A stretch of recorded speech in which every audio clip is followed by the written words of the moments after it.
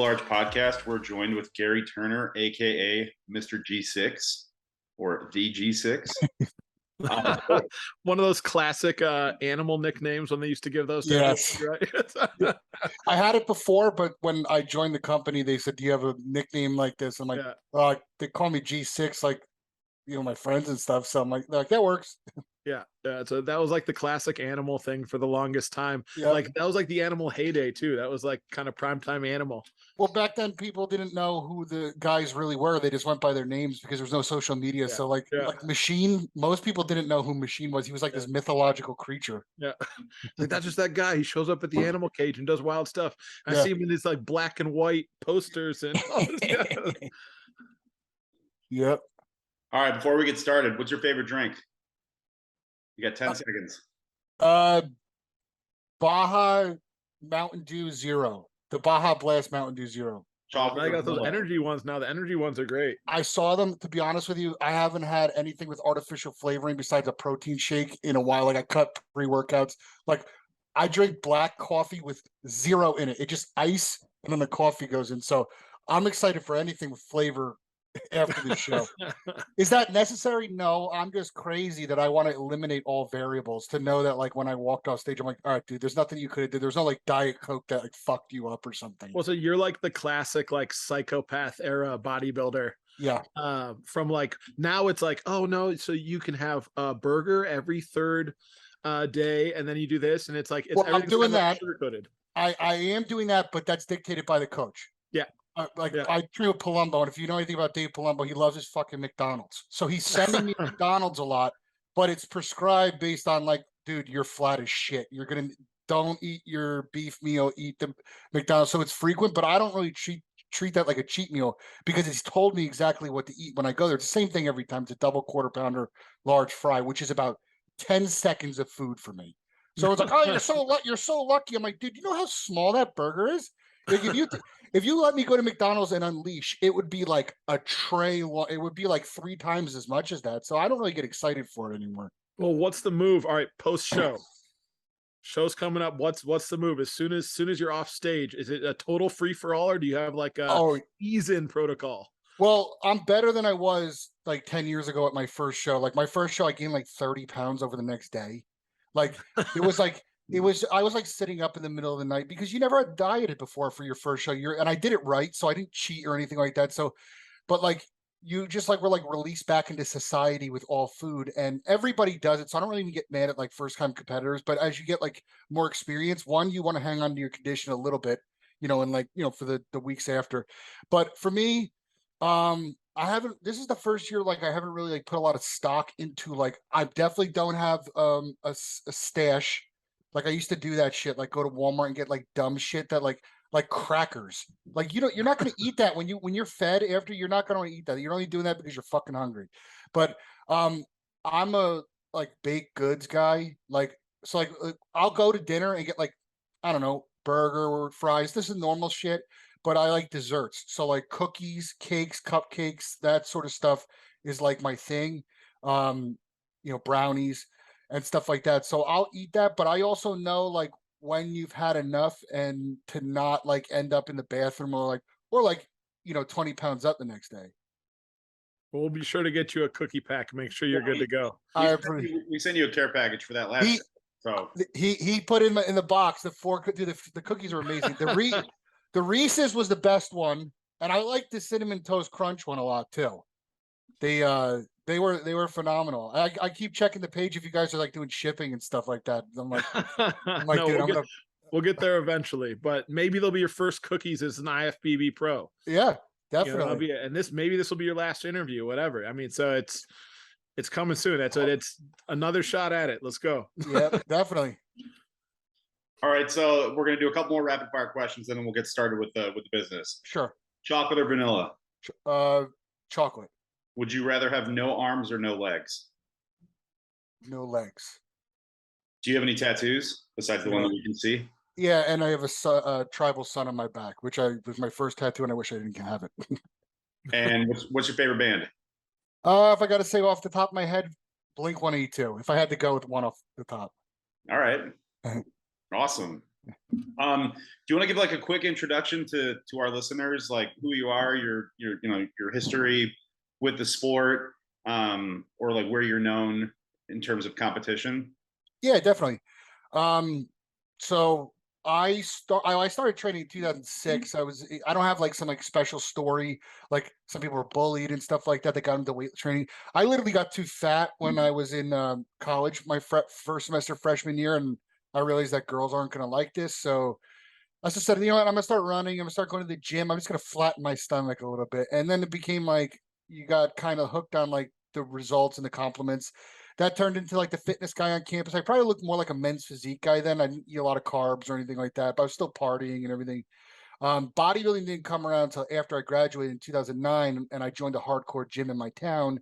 And my good friend, who's my good friend till to this day, he was doing a teen bodybuilding show, and he told me, "Hey, listen, you should do a bodybuilding show.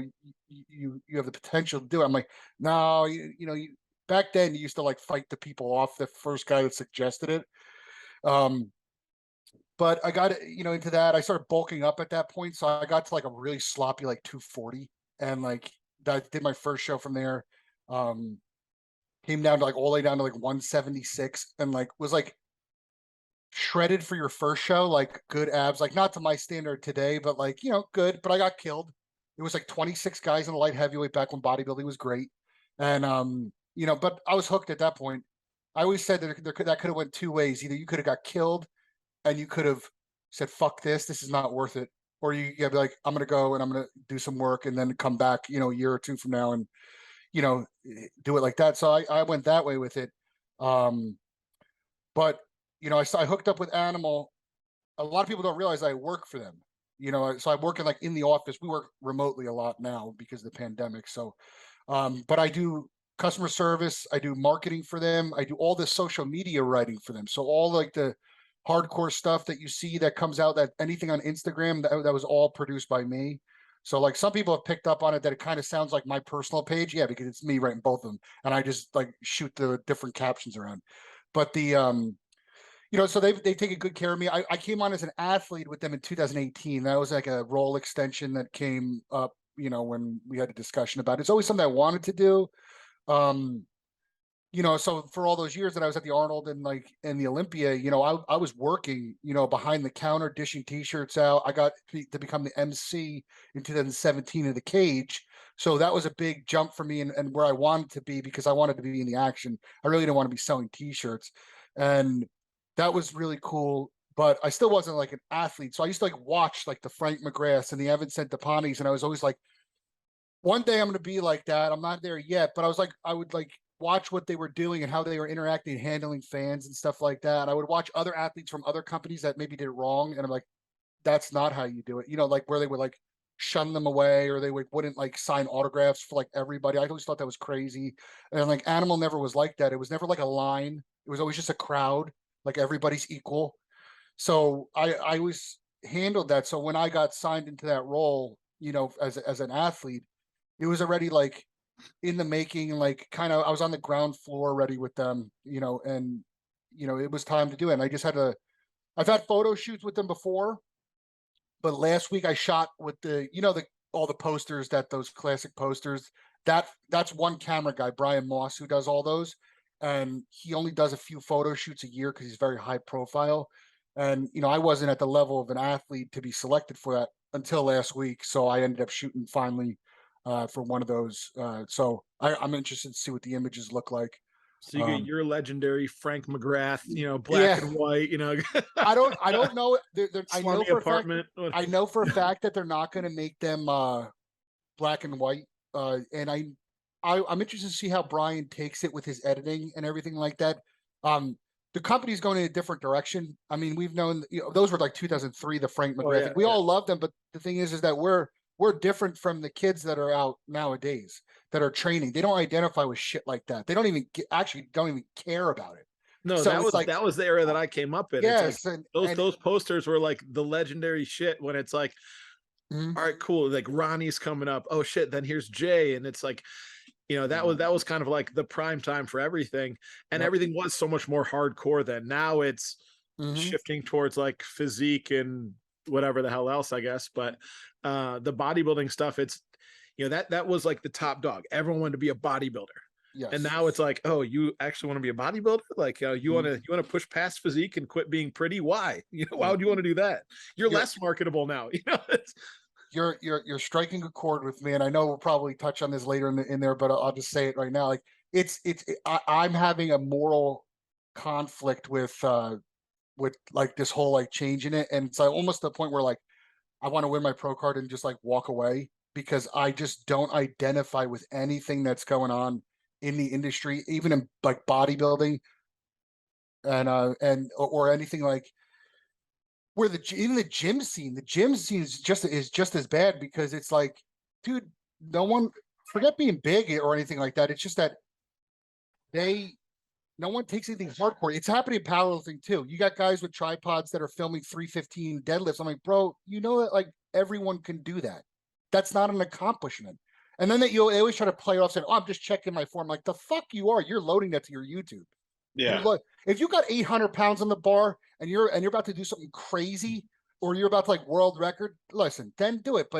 And it's the same thing goes with bodybuilding. And I know I sound like a boomer fucking dickhead right now. Like I'm being a gatekeeper of like who could take their camera out of it. But back when I started, and I'm like, again, I'm old school. Like you had to be accomplished or at least physique accomplished to be like taking pictures like in the gym. Otherwise, you just trained until you were ready. You showed the guys that already accomplished that respect by not doing that. Back then at some of these hardcore gyms, they'd physically throw you out like by your shirt if you were to be like doing antics like that. I know Louis was talking about shit like that before he died. He goes, everyone is just so fucking soft, like Charmin. He goes, because I only have a couple guys in my gym that are tough anymore. It's just I want some of these kids to train with like Chuck Vogelpol and just let him just fucking kill them one time to see what it like real if you really want to do this. He's still training in Ohio, man. He's still around. And so I I don't think he'd be stoked about that, but yeah, he does still exist. And it's a generational thing. It's not just I'm sure it's happening in every industry, skateboarding, everything. It's the instant gratification generation that came up that like I said, we were idolizing Jay and Ronnie when we came up, and we all knew that they were huge. We knew it would take a long time. We knew it would take a lot of drugs, and we said, you know what? But I'm gonna fucking go for it. I'm committed to it. Now they look at the men's physique and the men's and the classic physique as like the minor leagues, almost like kids come up to me and say, well, what do you think about me like doing men's physique next year, classic physique? I said, first off, do you even like that? Like, well, no, I like open bodybuilding. I said, then you wait. You wait until you have enough mass. You sit in the stands, you lift, you eat until it's time. I said, you don't just rush to get on stage. Why? Because you want attention. You know that if you put on your Instagram, I'm prepping, I'm 7 weeks out. Everybody's like, oh, wow, you're going to do great. You see all the attention other people are getting, and you want it now. Right. No. If you like open bodybuilding, you wait till you're open bodybuilder. Because back when I started, there was only open bodybuilding, and you sat and you took pictures in the stands until you were ready. So it's just like, everyone's like, the other side of that is like kids don't realize now. It's like, oh, you got all these like, it happened in my gym. I trained in a normal commercial gym. Mm-hmm. There's, all these like young high school, college age kids that, they all want to be like physique or classic physique guys. They're all training for that. It's like, have you seen these dudes in person actually? Yeah. Because a lot of these classic physique guys are like, all right, Kevin Levrone now, basically. It's like, they're massive. They just walk around to the gym like 270, 280. And then, cut down on stage. It's like, yo, you got a decade of work ahead of you, buddy. They don't even realize that they're just skinny. And I'm not knocking. I was skinny too when I started, but I also didn't do dumb things. But they don't realize also, they don't want to be Chris Bumstead. And listen, I think Chris Bumstead's phenomenal. But that is a generational talent genetically on what he looks like. So when they say, I don't want to be Nick Walker because that's going to take too long, and I'd rather be Chris Bumstead. I'm like, dude, you have a better chance of being Nick Walker and just take a lot of drugs and get huge. You might not look exactly like that, but you yourself will be big. Than to figure out if genetically you have a one in a billion genetics like Chris Bumstead. That's where they don't realize is that there's a better chance if they're talking like odds to be like an open bodybuilder and just be like gnarly, maybe a little fucked up shape looking, but most of these kids are just small. And they're not classic. Even at the local level, like, in competition, you see classic physique through the whole thing. And there's like one dude, two dudes that are actually like classic. The rest are undersized bodybuilders that probably should be in like the lightweight and middleweight classes, but they Just they thought, well, I'll just do classic, which I think is a dumb move because there's so many of them, so it's hard to get a look. I think it's 100% harder to turn pro in classic nowadays than it is in bodybuilding. I think it's still really hard for bodybuilding, don't get me wrong. But if you have 30 dudes at USA's in your classic class, how are you going to get a look? It's the same. The odds aren't good. Bikini's the same thing. No, it's bikini's the worst because all They it look comes the down same. to, it's like, all right, you're all checking all the boxes. Great. 30 girls all checking all the boxes. All it is, who's training with the right coach? Do the judges like blondes or brunettes or boobs or butts? What is it at this show? You'll have a girl that won't make top 10 at one show. She'll compete the next weekend and win overall. Yeah. For no reason whatsoever. It's a total free for all. I don't watch it. I think they look great. Obviously, most people do, but that's why it's so popular. Yeah, it's not for the competition. I know girls that have never worked out a day in their life, and then their first day at the gym was their first day of prep. That's what I'm talking about. Yeah, we trained for years, and the big guy at the gym had to like fight us to get on stage. I'm not putting that fucking bikini on. Now, come on, man, you do good. And then you finally get dragged onto there. Nowadays, people are doing it prior to that. Like, they're like, I'm thinking about prepping. I'm like, dude, you just got your gym membership today. You don't have any muscles. So it's a different world. That's the era for powerlifting too. It's the same thing. It's okay, you just learned how to deadlift and okay, I want to do a meet. It's like, why don't you spend a year or so training and building and growing and learning, So, I mean, I would say it's safe to say that your attitude towards bodybuilding has changed throughout the years, like when you started till now. And I remember reading a post you made a while ago, and it makes me cringe every time I go to the gym now. I try not to pass judgment, but you said something about, these like teenage kids lifting up their shirt, flexing their abs. It's like, you're 120 pounds. Of course you have abs. It's like, you didn't really work for that, Yeah. So I know that reading your posts, you really do cherish the sport that you fell in love with, and you're trying to keep that like tradition alive, if you will, Yeah. Because it is hard to see something that you love change and evolve, Yeah, a lot of people have yelled at me and said, "Listen, you got to adapt or die." And I'm like, and I made a post about this recently, as like 2 weeks ago, and I said, sometimes I'd rather just die standing up than to get on my knees and sell out. Yeah. And that's like something I can't change. I tried to argue sense into like these kids and stuff, and they'll agree with me to my face because they want to impress me. But then they just go back. They can't help it. It's interwoven. Even the ones that like will say hardcore things to me, like because they know where I stand on that. When they think no one's watching, we think I'm not watching. I see like what they're doing and stuff, online and everything, and I'm like, you're not the same. It's just, and I don't think it's their fault. People have said to me, well, if you were that age right now with the social media, I said probably, but I wasn't. I came up the way I did. I'm an old dinosaur, and I know, and that's how it was. But that's why Animal also has to, is trying to like change it up a little bit from that hardcore like boots, because nobody has boots on in the gym. There might be that one guy, and he's like weird, but so it's like, well, that's the thing. Like that used to be, Ronnie would go in the gym wearing striped tights, a cutoff flannel with a belt over it, and work boots. And if that guy walks in the gym now, you're like, this guy's a serial killer. Like this guy's gonna murder everybody in this gym. Yeah. And back then it's just like, oh, cool, sick. I'm gonna try that. It's like what? Like, but there's those guys that can pull off that like complete insane. It's like, oh, that guy is a walking cartoon character, anyways. Yeah. So it's like, of course you can wear whatever you want in the gym. And now it's like the exact same uniform. It's like, how short can my shorts get? Yeah. Can I show my abs through my shorts somehow? Yeah. Like, are we getting there? When I first started, like there was girls that trained in the gym, and not that I don't mind the outfits, like I think they're cool, but back when I started, like girls didn't wear like sports bras in the gym or like leggings. They wore like shorts. They might be like running shorts and then like a t-shirt. And it's like, trust me, I don't dislike they are, but I'm saying everybody's got like $100 matching outfit now. And it's like, And don't get me started on the kids with the stringers. I'm a firm believer that there's a level that you get to where you could wear a stringer. There's a stringer level physique. I've been bothered about string. Every bodybuilding show I've ever set a booth up at, it's just constant. Yo, you have stringers, you have stringers, you have stringers. Like, no, actually. And if I did, 2x up.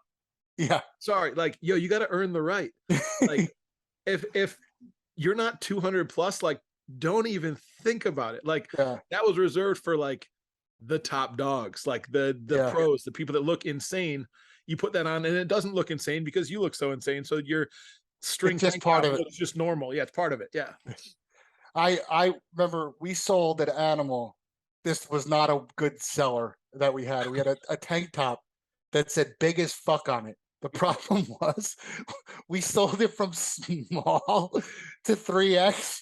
And it was like, but who's going to buy the mediums and the smalls? Because they're not big as fuck. Yeah, which we do have the same issue a lot of the time with the live large. Everyone's like, when are you going to make a, I literally give me $1 for every time I fucking heard it. When are you going to make a live medium or whatever? It's like, grow the fuck up. You're not the first person. It's a mindset. It's a mindset. It's not a physical thing all the time, you know? Yeah. Big as fuck, maybe. Yeah. Everyone also asks about tanks, and we're like, yeah, we'll make them, and no one fucking buys them. So just cut off the sleeves on your shirt. You'll be all right. Yeah. Here's some scissors and a t-shirt. Figure it out, buddy. Yeah. It's okay. We can crop it for you. Yeah. So this is kind of like a 2-answer question. Do you feel like bodybuilding has a reputation for being like selfish, like as an athlete? Like, do you feel this way? And also, like, how do you, if you do feel selfish for like kind of giving all your time and energy to this sport, how do you balance that with having a family and obviously having a son that clearly idolizes his dad? How do you manage that? Yeah, it's definitely there are certain times of bodybuilding that's selfish. The degree at which you do that can change, and it's person to person, and some people handle it better than others. There's times that I have not handled it well. Particularly like when my son was born, around that time, I didn't handle it well. Like I was, and the reason why was my son was born, I was 6 weeks out of the Junior USA. I did less than I thought I was going to do well, and I ended up taking 9th, and I had like a chip on my shoulder for the show. Like I thought, I'm going to go back next year and I'm going to redeem myself. So I selfishly kind of put myself back into prep right when the show was over. Now I had a 6-week-old son at that point, and it was so like that was very selfish. I wasn't there. I was just like I acted like that whole year like I was in 2 weeks out of a show, like how you would normally be focused like that, because I had such a vendetta towards that show. And then it was tough. There was a lot of anger in my family and everything like that. I was trying to make do with that and keep everything together, sometimes better than others. Finally, when I got like a bit more mature as the years went on, and I kind of screwed my head on straight a little bit more, like it I learned to balance it a little bit more, especially as my son got older and was able like to talk and like hang out. He wasn't like a newborn just like laying there. Right.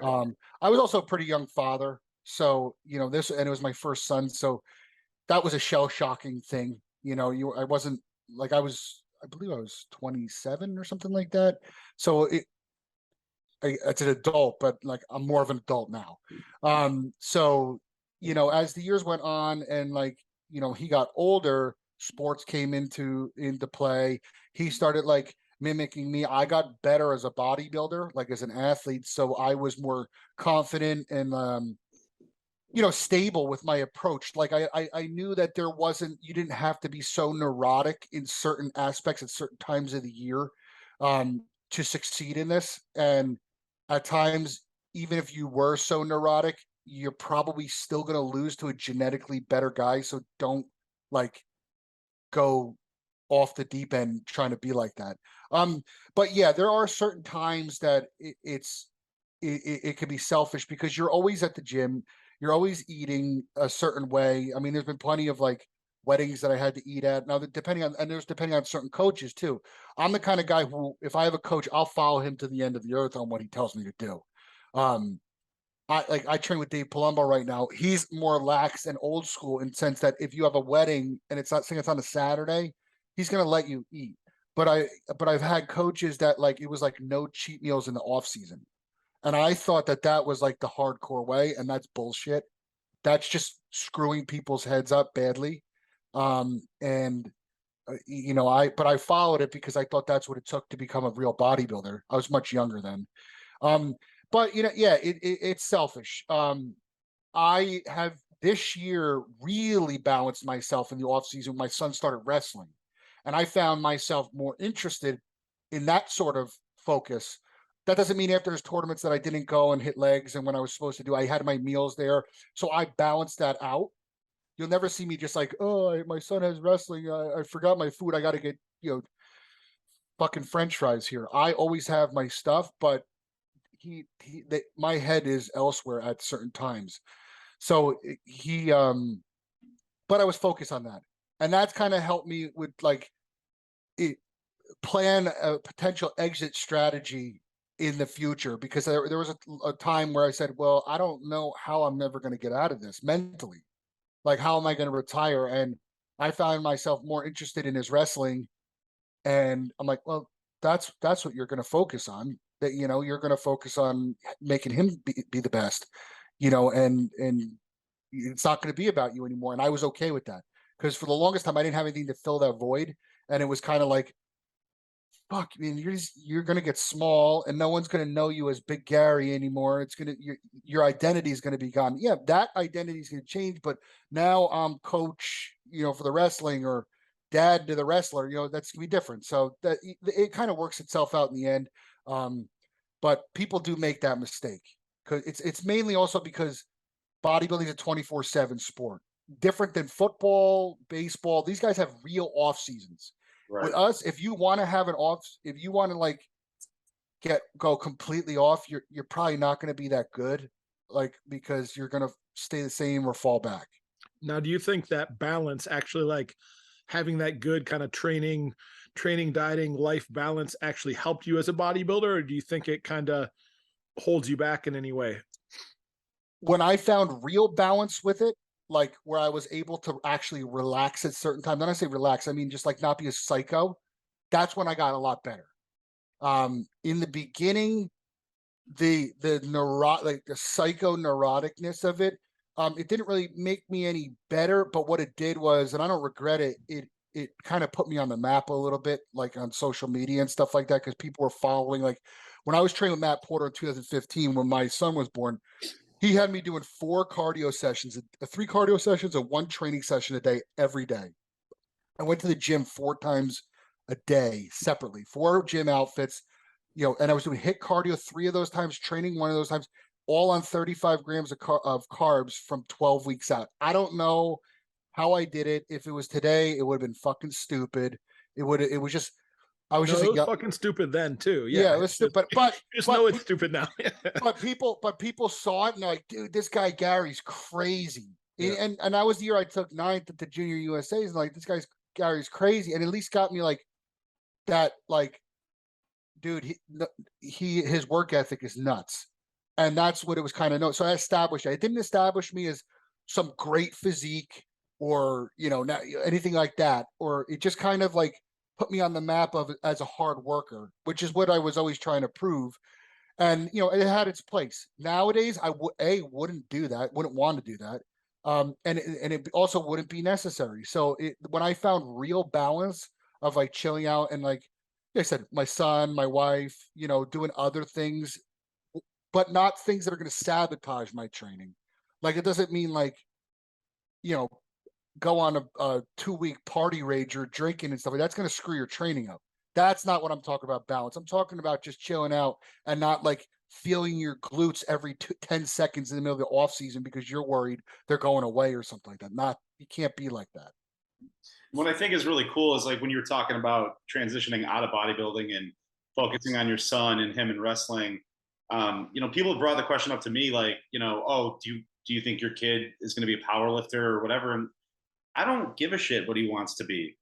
But as long as he knows that whatever he wants to do, he could set his mind to it and do whatever. Like, I was a decently successful powerlifter. My wife did Ironman, but it's just like, hey, if you bust your ass and you train or you study or you learn, you can do whatever the hell you want to do, you know? So just having that mindset, and I see that like that kind of carries over to your kid. You posted a video a while ago, him walking on the treadmill. I think it was like your home gym with his shirt off, you know. I was like, yeah, what, like, because how old is he? He was 6 then, but he's 7 now. What 6-year-old kids are doing that? You know, Yeah. just like, and that's, he's learning from his dad that like, hey, hard work. And if he's taking wrestling seriously, like you are giving him the tools to be successful. And that's awesome. Yeah, that's exactly right. And I found that was the real purpose for all the bodybuilding, because when it started out, it was like to be Mr. Olympia. Well, that dream left when it was a hard pill to swallow that day, but what we did, and then you start to like, you deduce a little bit the levels of where you logically comes to you. I realized that one day I wasn't going to be a competitive pro. And then there was the time that I was like, well, where I'm at now is I think I could reach pro status at some point. But I don't think that I can go genetically past that. If I did try to go past it, I think that the amount of drugs it would take would not improve placings. It would just put me in an earlier coffin. And, and I'm not new to this game. So it's like, you got to be careful. These guys are dropping dead, man. So it's like, you got to get it out. So my real purpose is to show my son, and especially with wrestling, because it's a one-on-one sport, what the work you put in with wrestling is very similar, because the more he goes to practice, the better he gets. That's on him. It's not on a team sport like, the quarterback. He's really good, so your team's winning, but you're not that good. Wrestling, you're out there alone. Bodybuilding, you're out there alone. And I remember one time earlier in this prep, I didn't feel like training. I came from his wrestling practice, but it was late. I got to the gym like 9, and I called him. I said, this is going to be a teaching moment for me. I called. I said, hey, Lucas. I said, I just got to the gym and I don't feel like training, but what am I going to do? He goes, you're going to train because even if you don't feel like doing it, you still do it. That's called discipline. He said that to me because I told him that. So I just had him recite it. And I put that in with him because he goes to wrestling like 3 to 4 times a week at a club as a 7-year-old. And you're not always going to want to go. He mostly does, but as the years go on, after a while, you're like, bro, I just don't feel like going. It's fucking 1,000 degrees in there. And he's got to know from an early age that's, if you're expected to go, you go. That's what's going to make it good. So yeah, that's all those things go in there. But when people ask you, do you want him to be a bodybuilder? I say, first off, no, because we know the drugs that go involved with that. Kevin doesn't. No, Kevin's actually lifetime natty guy. Okay. He's refused. So I'm well aware of everything that it takes. Kevin's the well-behaved one, which is probably for the best. But yeah, no, definitely for the best. But like, it's like I used to work at a school, so also telling kids not to take drugs while their teacher is juicing. It's like counterproductive, They're like the good drugs, though. It's not like that kind of drugs. It's the good kind. Yeah. I wouldn't wish that for my kid. However, he's been around, like he's been like posing since he was 2. So I don't know how, right? Even like today, he was like, yeah, I want to be a bodybuilder too. I'm like, hey, all right. But if he's like 18 years old and he's like really asking me, I'm not going to let him go to some of these hammerheads at the fucking gym when I know what to do, because, and he feels he has to go to them because I've dismissed him. That's stupid. And so I just got to see what it looks like come that time. But I'm sure he's going to be training if he's doing like, the wrestling or football or anything like that, because he's been around that. Some kids' dads like never went to the gym, so like they never like had that exposure. Like I brought him to the daycare because I had to train at the gym and I wanted to train at that certain time. My wife wasn't home. He's like yelling at me from the daycare, let me train. I'm like, it's a commercial gym. They're not going to let a 7-year-old on the floor. And because he's been to gyms that were private that the owner let him train. So he's just picking up bars. He's getting on the treadmill. And, I paid the day fee for him to get in, the $12 for him to get in and stuff like that. Because I'm not going to tell a kid who's saying, bring me to the gym, bring me to the gym. I'm not going to tell him no. Is he doing anything? No, but at least he's there. The other kids are eating cheese doodles and sitting on the couch. And eventually that will turn into a full-fledged lifting regimen. And then hopefully he's a menace on the mat. Like, come high school. So it's all intertwined. I feel. I completely agree. So we're obviously seeing a lot of people, especially like athletes on our team, kind of transitioning from powerlifting to bodybuilding. Driving your legs, everything is helping. Therefore, it's not a pec tear waiting to happen because you're completely locked in. Now, that's bad for isolation of the pec, like building a gigantic pec, because everything's helping. If you wanted to do like a bodybuilding bench press where your elbows are flared out, your isolating pec, and you go into a certain weight, your shit's gonna tear. How do I know? Because I fucking tore my pec in college. Like a major with 365 seventh rep. I didn't even know what a muscle tear was at that time, to be honest with you. And it was before, like a week before my 21st birthday, I just ripped.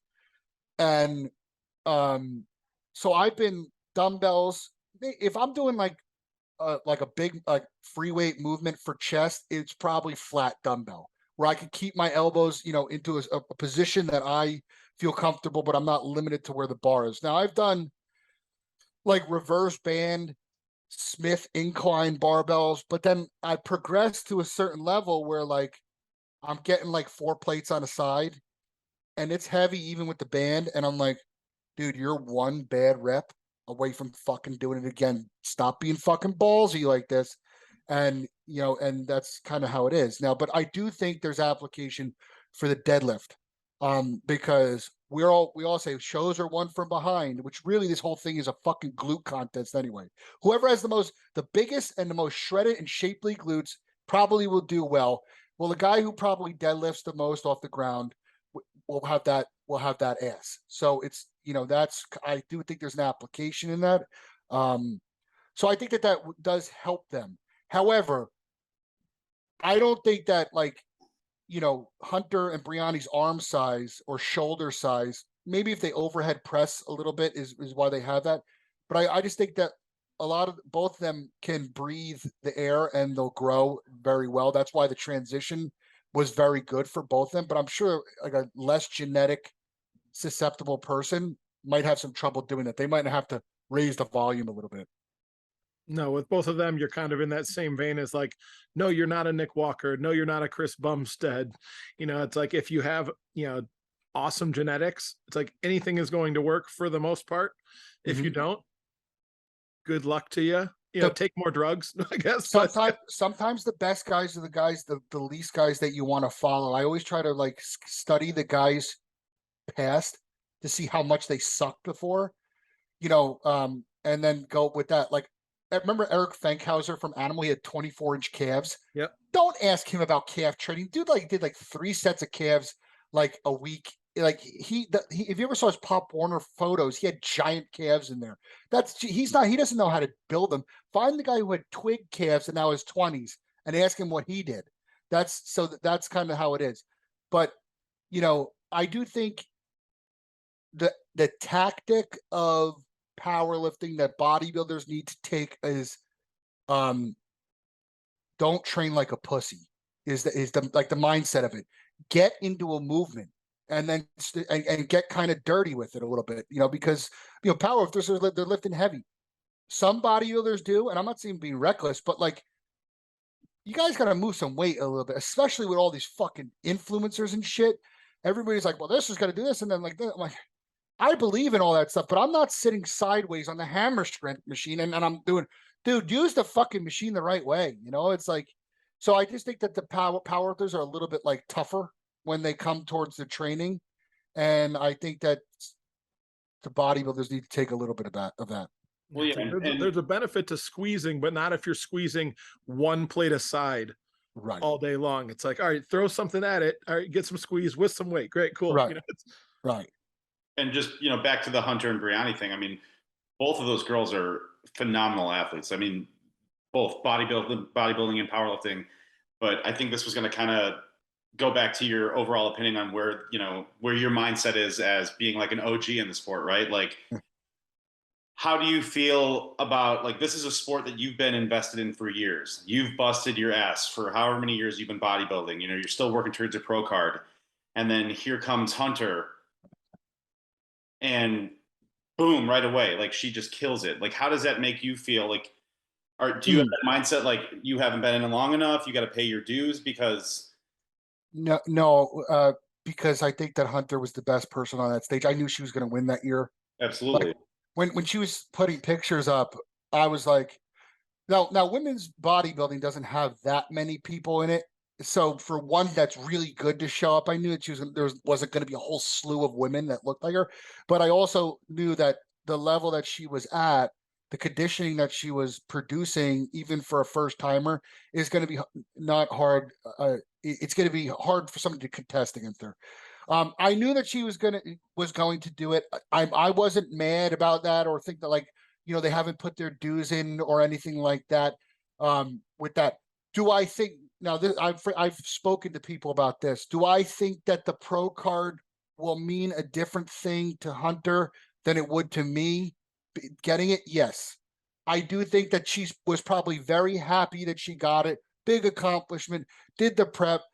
Got the pro card. Checked another box off the things, but I don't think that there was like tears, like collapsing on stage or in the hotel, like because like of years of like getting beat down and coming back, or like an underdog story or anything like that. I think that it came at a relatively quick pace, or very quick, whatever way you want to phrase it. She was very happy that there was success with it. Now, I think that when she hits a world record, when Brianni hits a world record, it's different.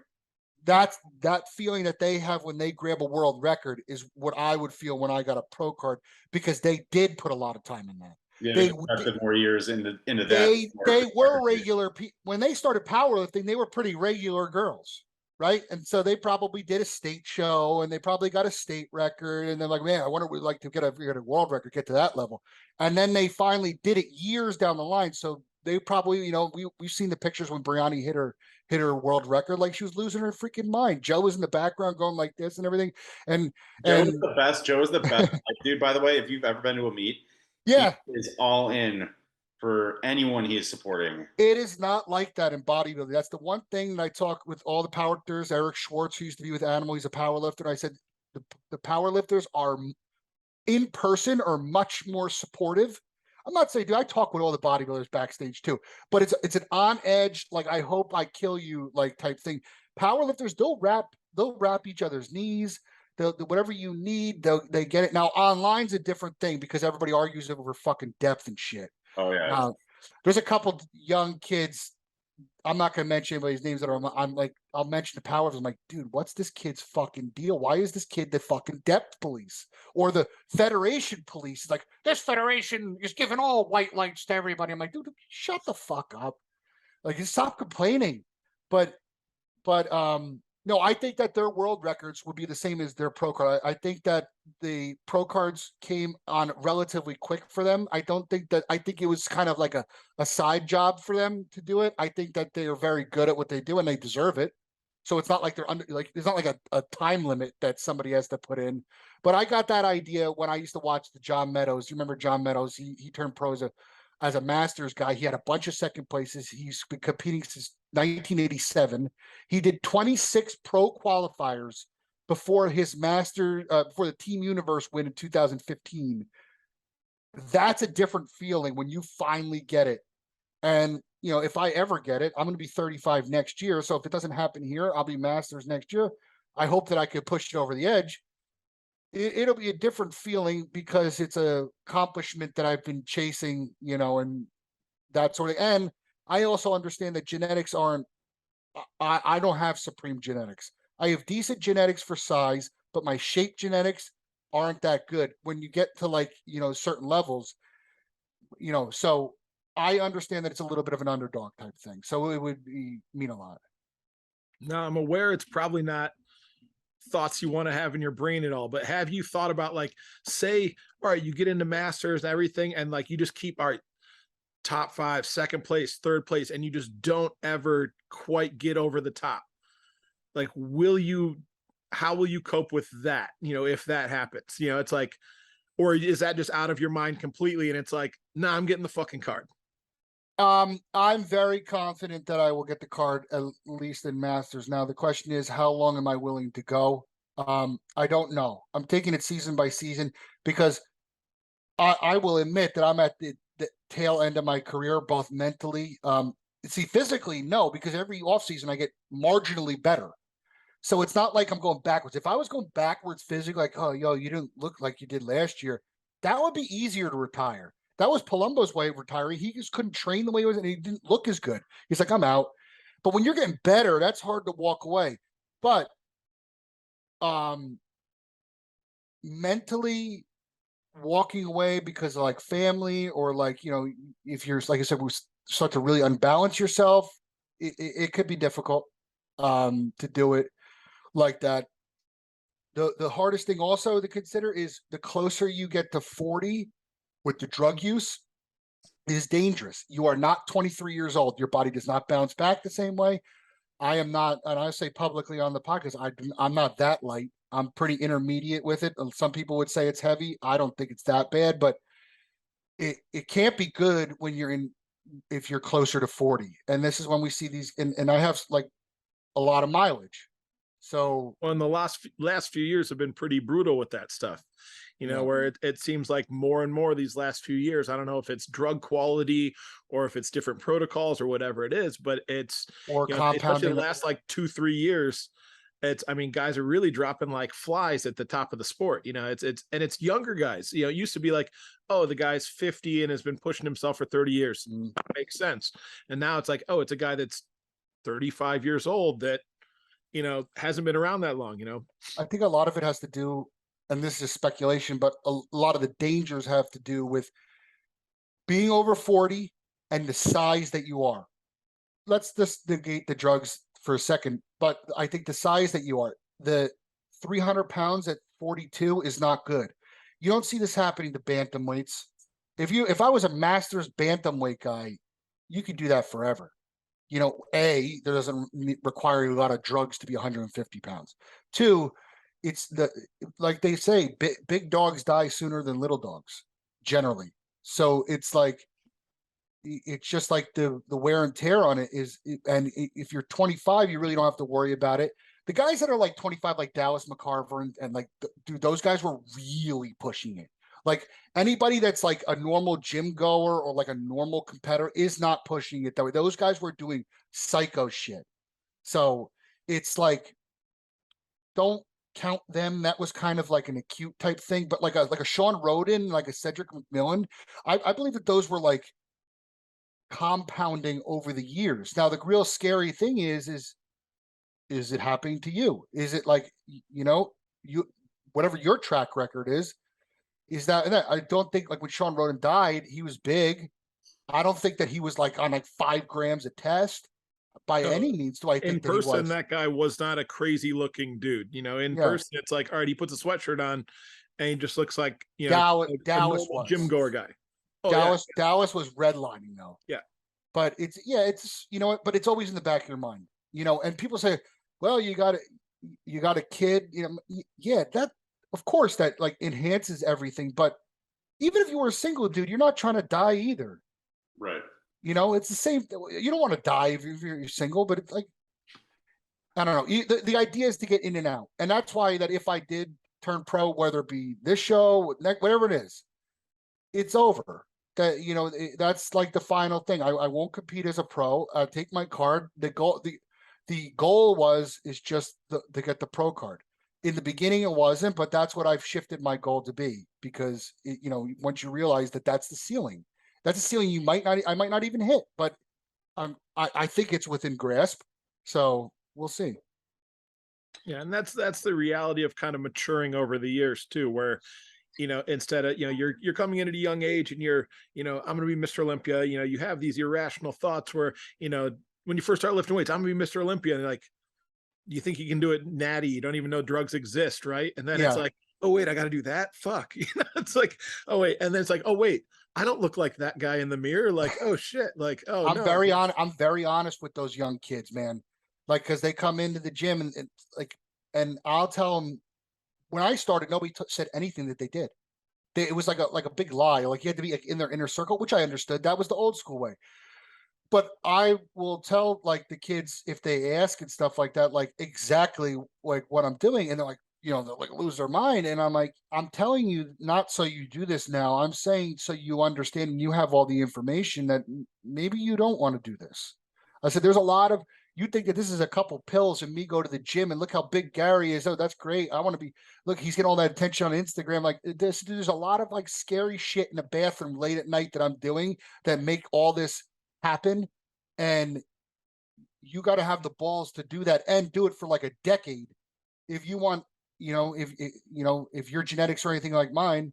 So you probably don't want to do this. I said, just be a regular gym dude.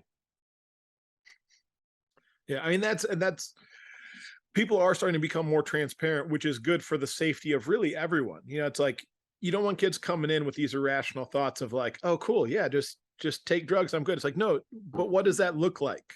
Mm-hmm. It's like there's a bad side to all of this, right? Like, oh yeah, you're gonna get big, you're gonna get strong, congrats.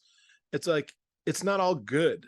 And it's not a good idea to be just, it's like, oh yeah, more drugs, I'm stronger, more drugs, I'm bigger, keep cranking it, go, go, go. It's like, yeah, good luck, but it's also wild because it's like it's still illegal. So when people started getting very loud and vocal and transparent about everything, and this is my protocol, and this is buy this, take this, do this, it's like, yeah, but you could still go to jail for this shit. Like, dude, these guys, I don't know if you saw Jerry Ward just died. He was the YouTuber.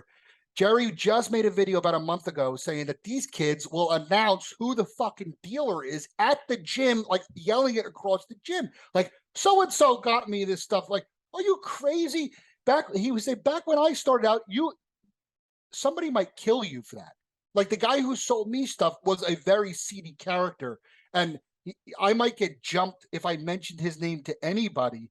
He goes, and then, when I started, it was like that, like weird Western Union to international countries, and you prayed that the package came.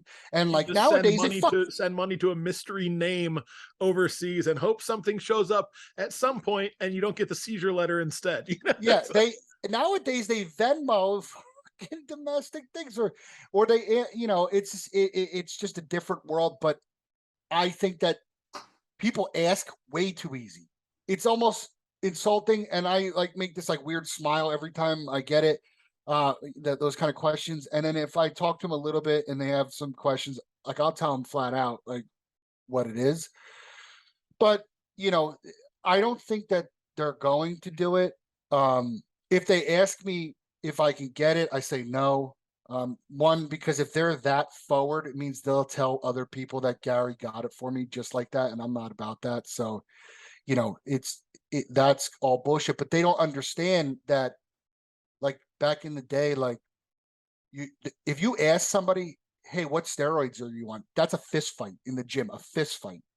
Like that guy's gonna fight you. And nowadays, like, bro, chill, like just what are you on, some trend, or like, and like you shouldn't even know what trend is. That was like years down the line for us. The fact that that's a mainstream word, like these stupid Instagram accounts, gym fail fucking things, everything's about trend rage. I'm like, trend bologna sandwiches. You guys don't make a joke out of this shit, because these kids take this stuff, they like it's a multivitamin. Yeah. You eventually, if you survive through it, realize that you should dial this shit down. And like, I don't take as much as I did like 7 years ago, because you realize and you mature that like there's diminishing returns. But those kids shouldn't even know what that is, and you shouldn't be doing it unless you're on stage, because it's not worth it. I competed at the Arnold one year, and we were at the backstage area, and dude, people were just passing the shit around like it was fucking candy. Mm-hmm. I remember there's a smell. And mind you, this is drug-free guy here, but there's a fucking smell in the back of these rooms or in powerlifting meets. I'm sure maybe at bodybuilding shows. But some dude like opens up his bag and like, yo, what's that? And he's like, it's Halo. You want some? And I was like, no. I was like, whatever. He's like, today's the day you want to try it, man. I was like, absolutely not. Like, like there's a lot of things wrong with that whole scenario. One, I don't think it would kick in that fast too. Right. It's too like, what if it wasn't even real? Right. What if it was fucking something else, like Anavar, and you just paid, or Winstrol, and you just paid top dollar because Halo's expensive, and then like there's a million things. Like, dude, I would need to do research on the tablet. I would need to like see reviews of the brand, and it wasn't like they were just handing me like a little blunt. Here, you want to smoke this? It was like, here, no, here's something really fucking hardcore. Like, you Yeah. know, That you didn't prep with the entire time. You know what I mean? yeah, that yeah, you've never taken and don't know how your body's going to respond to in any way. right. You know, it's just total free for all. I've heard, With all of that said, it all probably should be legal with a warning label slapped on it like the rest of the world. Yep. But you know, that's a totally different conversation. I agree with all that. I think that it's very silly. I think you know, what I hate is I hate that the trans community could go get testosterone, but if I want testosterone, it's a fucking issue. Like I have to prove that I have low T. Not that I don't go to the doctors. I go for blood work. I get my blood work so I can interpret that. But it was like, do you go for your TRT? I'm like, so I'm gonna spend $200 to a doctor so he can prescribe me one bottle of testosterone. And then if I want another one, whatever the time frame that runs out, I got to go back, speak with him again, $200 again. I'm like, it's at $200 a bottle. I said, I don't pay $200 a bottle and it works.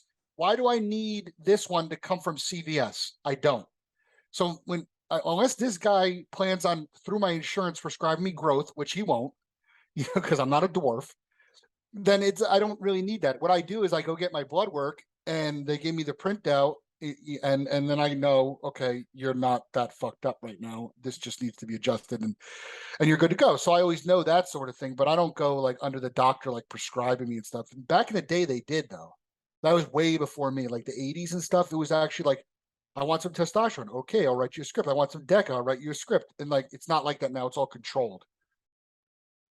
Thanks, Balco. Thanks. Yeah. Baseball ruined everything. Fucking Ruined all Barry the fun. I still watch videos of like Barry Bonds and like Jose. Dude, it was better than. Dude, those guys were for real. They need to bring that back. Dude, Mark McGuire, the Mark McGuire Sosa year was probably the most baseball I've ever watched in a year in my life, because you have these like cartoon humans hitting home runs more than they're, you know, even striking out or doing it. It's just total free for all. People don't realize is those guys were hitting like 320 also, and steroids don't make you get on base that much. Yeah, so Barry Bonds was a Hall of Famer. Oh yeah, before he became home run hitting Barry Bonds. You know, it's Barry Bonds. If you remember, Eric Gagne was the Cy Young winner, throwing 100 back then. Barry Bonds got into a 10-pitch count. Eric Gagne threw a 101-mile-an-hour fastball on the inside corner, and Barry Bonds pulled it for a home run foul on 101 mile an hour. Then threw another one, and Barry Bonds parked it to center field. That's not steroids. That is hand-eye coordination, and then a very, very strong guy after that. Yeah. So that Barry Bonds would have been a first ballot Hall of Famer without that. And so the steroids just put it the extra 30, 40 feet past the wall that it, you know, would have gone into that water for those people to get in the boats. So back to the pro card, you got a show coming up. Yep. You want to talk to us about that? Mm-hmm. Yeah. So it's the USA's. It's going to be in Vegas this year. Last year was in Phoenix. That was like the residual effects of the pandemic. It's usually in Vegas. I took 5th last year, which was a huge accomplishment for me. It was a great weekend. It was really psyched up. At the time, it was my best look. I topped that look at North Americans 5 weeks after, though the placing was 7th. So I wasn't mad that much because I go by look, and I'm going the same way into this show as just topping the look, because I don't know. I know the lineup's going to be deep. It's not going to be an easy lineup. The lineups are never easy at this level. These guys are one step away from being a pro. So it's not going to be a slouch, and it's not going to be some like local shit.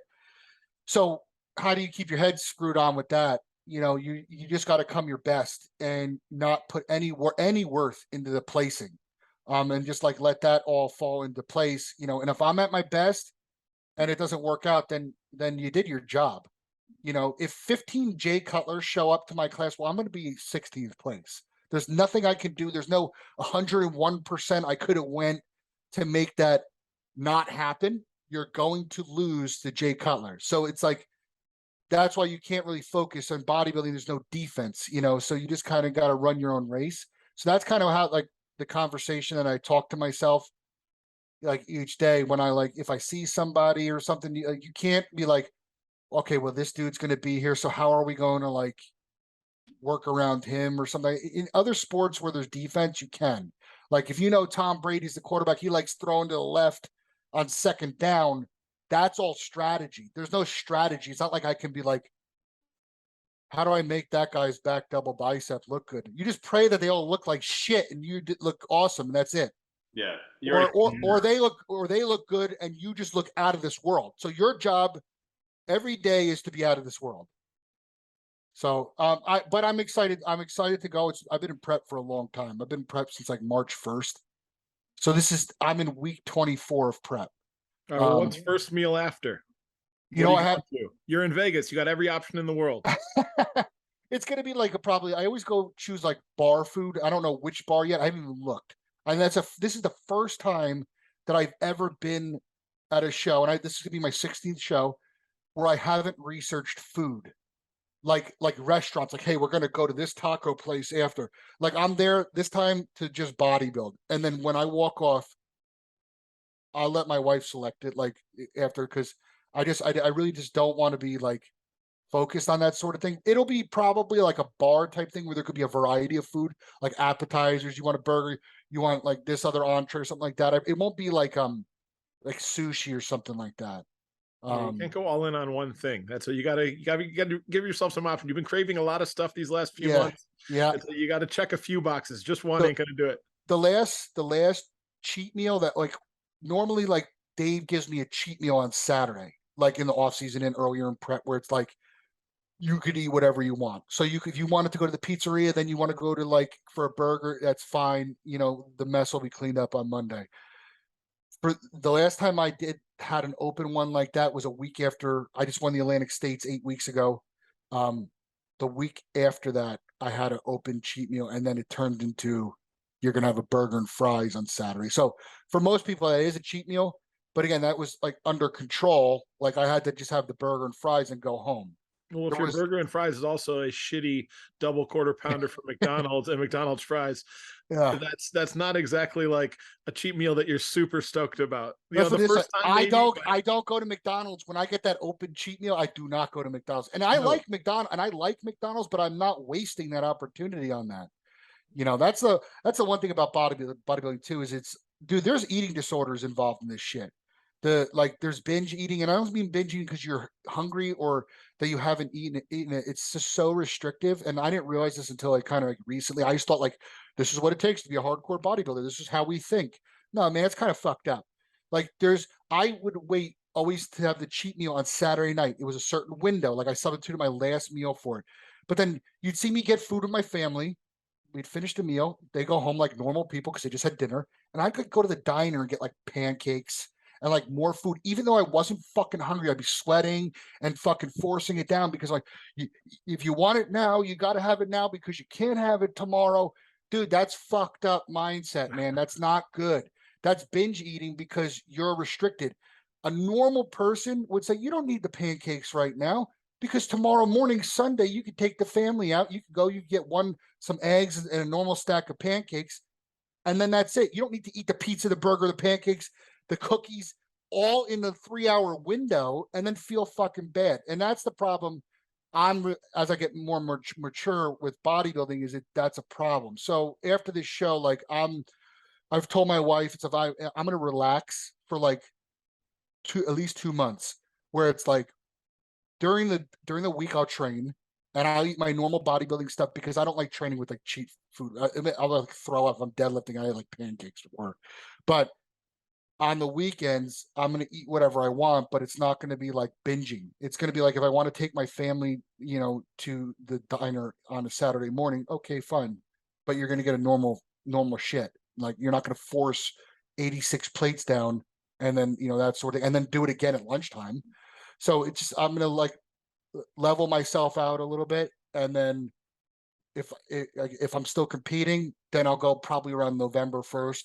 Is when I'll start going into like an off season where it's like we're going to get big and then, you know, go and get ready for the show. So it's a little fucked up mindset.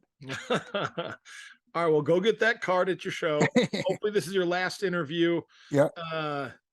Without a pro card. This will actually air afterwards, most likely. So fuck it, whatever.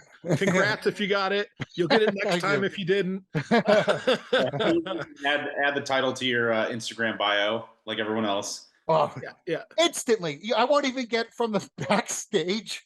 That'll be added before. I'm still backstage and it's done. All right, Gary. Well, enjoy the tail end of your prep. Enjoy your show, man. Have fun. We'll get you some cookies. We'll make sure you're covered on that end at least. You'll be good to go. But yeah, make sure you get a picture because I think Brianna's doing that picture that show too. So definitely. Yeah, well, I'm gonna coordinate it with her.